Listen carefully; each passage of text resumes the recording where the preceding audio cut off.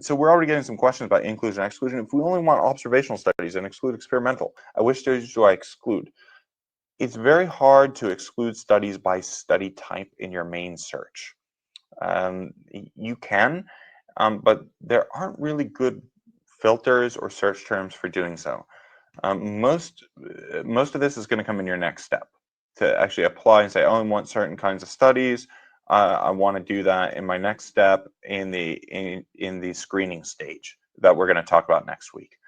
I want you to get the nuts and bolts of your search right, and then we'll go to the next step, and we're going to cover some ways that are pre-built into the databases like Web of Science and PubMed, say for filtering by RCTs. I'm actually going to show you these are not very accurate.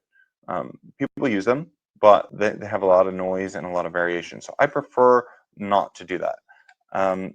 Exactly. So yeah, that's kind of a quality. Somebody saying normally exclusion on quality screening. Exactly. That's going to be the next stage in the flow. Remember, what we've done is we've defined your topic.